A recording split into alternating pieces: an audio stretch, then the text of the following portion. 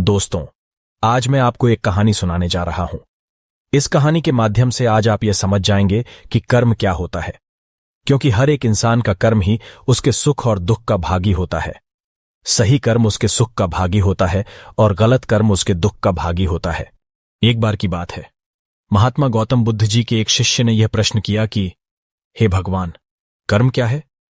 महात्मा गौतम बुद्ध जी मुस्कुराए और उन्होंने जवाब दिया, वत्स, मैं तुमको एक कहानी सुनाने जा रहा हूं। इस कहानी के माध्यम से तुम सभी शिष्य यह समझ जाओगे कि कर्म क्या है। गौतम बुद्ध ने सुनाई कर्म की कहानी। राजा और दुकानदार की चंदन की लकड़ ढी। एक राजा था, वह अपने मंत्री के साथ देश का भ्रमण करने निकला। भ्रमण करते करते राजा और मंत्री एक बाजार में पहुंच गए। उस बाजार में राजा का ध्यान एक दुकानदार के ऊपर गया। उस दुकानदार को देखते ही राजा के मन में न जाने क्यों यह विचार आया कि मैं इस दुकानदार को कल फांसी की सजा दे दूं। यह बात राजा ने अपनी मंत्री को बताया। मंत्री कुछ बोले उससे पहले राजा उस दुकानदार के दुकान के सामने से आगे निकल चुके थे और दूसरी बातें करने लगे। मंत्री बहुत ही चिंतित हो गया। यह बात समझ नहीं पा रहा था कि दुकानदार की गलती क्या है। दुकानदार से बिना कुछ बात किए, बिना कुछ सोचे समझे महाराज ऐसा फैसला लेने के बारे में क्यों सोच रहे हैं। राजा और मंत्री भ्रमण करने के बाद राजदरबार वापस चले गए। मंत्री को रात भर नींद नहीं आई। सुबह जगने के बाद मंत्री एक साधारण प्रजा का रूप बनकर उस दुकानदार के पास गया और उस दुकानदार से पूछा, तुम क्या बेचते हो? दुकानदार ने जवाब दिया, मैं चंदन की लकड़ी बेचता हूं। फिर मंत्री आसपास के लोगों से दुकानदार के बारे में पूछना शुरू किया। सबने जवाब दिया कि दुकानदार किसी से बोलता नहीं है, हमेशा दुखी रहता है। बारे में पूछना शुरू किया। सबने जवाब दिया कि दुकानदार किसी से बोलता नहीं है, हमेशा दुखी रहता है। मंत्री को बात समझ में आ गई। मंत्री फिर वापस दुकानदार के पास गया और उस दुकानदार से पूछा, तुम दुखी क्यों रहते हो? दुकानदार ने बताया, मैं दुखी इसलिए रहता हूं क्योंकि मेरे दुकान पर लोग आते हैं, चंदन की लकड़ियां सूंघते हैं और बोलते हैं बहुत ही सुंदर है, बहुत ही अच्छी महक है, लेकिन कोई खरीदा नहीं है, इसलिए मैं बहुत दुखी रहता हूं। मंत्री दुकानदार की बात सुनकर खुद भी भाव विभोर हो गया। कोई भी दुकानदार दुखी क्यों ना हो, अगर उसके दुकान का कोई भी सामान खरीदा ना जाए जबकि सामान में कोई कमी ना हो। मंत्री सोचने लगा कि यह दुकानदार अपने दुखों के वजह से इतना दुखी रहता है, परंतु राजा इस दुकानदार को फांसी पर क्यों लटकाना चाहते हैं? अर्थात राजा के मन में आए हुए विचार का उत्तर अभी तक मंत्री को नहीं मिला था। मंत्री ने फिर दुकानदार से पूछा, भाई, तब तुम क्या करोगे अगर तुम्हारे दुकान की सारी चंदन की लकड़ियां ऐसे ही रखी की रखी रह जाएंगी तो? दुकानदार ने गुस्से भाव में बोला, हां, मैं जानता हूं, मेरी चंदन की लकड़ियां ऐसे ही रखी रह जाएंगे, कोई नहीं खरीदेगा। इसीलिए मैं सोचता हूं कि हमारे देश का राजा जल्दी से मर जाए। अगर वह जल्दी से मर जाता तो मैं उस राज दरबार में उस राजा के दाह संस्कार के लिए अपनी चंदन की लकड़ी देता, जिससे मुझे कुछ पैसे मिल जाते और इस बाजार के अलावा बाकी के लोगों को भी मेरे चंदन की लकड़ी के बारे में पता चलता, तो फिर शायद कुछ न कुछ लोग मेरी दुकान से जरूर खरीदने आते चंदन की लकड़ी। मंत्री दुकानदार की बात को सुनकर सब कुछ समझ गया और उसके मन में एक विचार आया। मंत्री ने दुकानदार से चंदन की कुछ लकड़ियां खरीदें। इस खरीदारी से दुकानदार को कुछ पैसे भी मिल गए और वह थोड़ा खुश भी हो गया। मंत्री चंदन की लकड़ियों को लेकर वापस राजदरबार चला आया। राजदरबार पहुंचकर मंत्री ने उन चंदन की लकड़ियों को राजा के समक्ष रख दिया और बोला कि हे राजन, ये चंदन की लकड़ियां उसी दुकानदार ने आपको भेंट किया है जिस दुकानदार को आप फांसी देने के लिए सोच रहे थे। राजा उन चंदन को सूंघे तथा सूंघने के बाद बड़े ही प्रसन्न हुए। उन्होंने कहा, यह चंदन की लकड़ियां बहुत ही ज्यादा खुशबूदार हैं। दुकानदार के इस अनोखे भेंट से राजा बहुत खुश हुए और मंत्री को कुछ स्वर्ण मुद्राएं दिए तथा बोले, जाओ, उस दुकानदार को ये स्वर्ण मुद्राएं इनाम में देना और बोलना कि आज के बाद महल में जब कभी भी चंदन की लकड़ी की जरूरत पड़ेगी तब तुम्हारे दुकान से ही चंदन की लकड़ी ली जाएगी।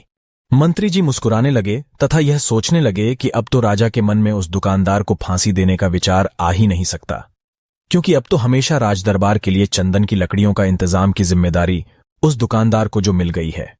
मंत्री स्वर्ण मुद्राओं को लेकर वापस दुकानदार की तरफ चल दिया। इधर राजा इस विचार में पड़ गए कि वह दुकानदार तो बड़ा ही अच्छा इंसान है। जिस वक्त मैं उसके बारे में यह सोच रहा था कि मैं इसको कल फांसी दे दूंगा, तब शायद उसके मन में उस समय यह विचार चल रहा था कि राजन पहली बार मेरे दुकान के सामने आए हैं, क्यों ना मैं उनको अपनी सुंदर और खुशबूदार लकड़ियों को भेंट करूं। और आज उसने मुझे भेंट भी किया। बेवजह ही मैं उसको फांसी देने के बारे में सोच रहा था। इधर मंत्री दुकानदार के पास पहुंच गया। मंत्री ने राजा के द्वारा दी गई स्वर्ण मुद्राओं को दुकानदार को देते हुए कहा कि जिन चंदन की लकड़ी को कल मैं खरीद कर लेकर गया था, उन चंदन की लकड़ियों को राजा ने बहुत पसंद किया और इनाम के तौर पर तुमको यह कुछ स्वर्ण मुद्राएं दिए हैं। ये दुकानदार बहुत ही खुश होने लगा। साथ ही साथ मंत्री ने उस दुकानदार को यह भी बताया कि अब आज के बाद राज दरबार में जब कभी भी चंदन की लकड़ियों की जरूरत पड़ेगी तो सारी चंदन की लकड़ियां तुम्हारी दुकान से ली जाएगी। दुकानदार मंत्री की बात सुनकर बहुत ही खुश हो गया। मंत्री ने दुकानदार से पूछा, क्यों भाई, तुम तो राजा के बारे में इतना बुरा भला सोचते थे, लेकिन राजा देखो तुम्हारी कितना चिंता करते हैं। राजा कितने अच्छे हैं। राजा अपनी प्रजा के बारे में कभी भी गलत नहीं सोचते हैं। दुकानदार मंत्री की बात से सहमत हो गया और बहुत दुखी हुआ। दुकानदार मंत्री से बोला, मैं कितना गलत सोचता था राजा के बारे में। राजा तो बड़े ही अच्छे हैं, बड़े ही भले राजा हैं। भगवान करे कि राजा की बहुत ही लंबी आयु हो। यह बात सुनकर मंत्री भी बहुत खुश हुआ। फिर मंत्री वहां से वापस राजदरबार को चला गया और यहीं पर महात्मा गौतम बुद्ध जी ने इस कहानी को समाप्त कर दिए। फिर अपने शिष्यों से उन्होंने पूछा कि अब बताओ कि कर्म क्या है। विचार ही हमारे कर्म होते हैं। गौतम बुद्ध ने कर्म का पाठ पढ़ाया। किसी शिष्य ने कहा, कर्म बोले हुए शब्द है। किसी शिष्य ने कहा, कर्म वाणी है। तो किसी ने कहा, कर्म सोच है। तो किसी ने कहा, कर्म भावना है, वगैरह वगैरह। अपने सारे शिष्यों का जवाब सुनने के बाद महात्मा गौतम बुद्ध जी ने बताया कि कर्म हर एक इंसान की खुद के विचार होते हैं।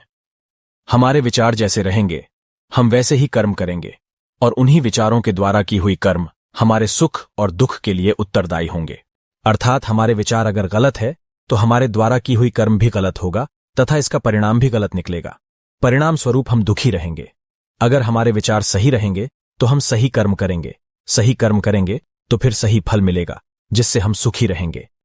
इस कहानी से हमने यह सीखा कि अगर हमारे विचार सही रहेंगे, निष्पाप रहेंगे, तो उन्हीं निष्पाप और सही सोच की वजह से ली गई हर फैसला सही होगा।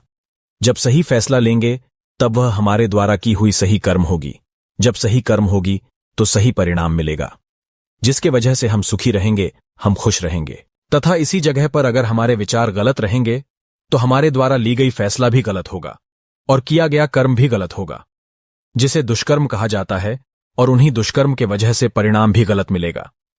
जब दुष्परिणाम मिलेगा तब हम दुखी रहेंगे, परेशान रहेंगे। आपको गौतम बुद्ध के द्वारा दी गई सीख कैसी लगी हमें कमेंट में जरूर से बताएं। और आपको अगर ऐसी वीडियो को देखना चाहते हो तो हमारी चैनल ह्यूमैनिटी डिसिप्लिन को सब्सक्राइब भी जरूर से करना। धन्यवाद।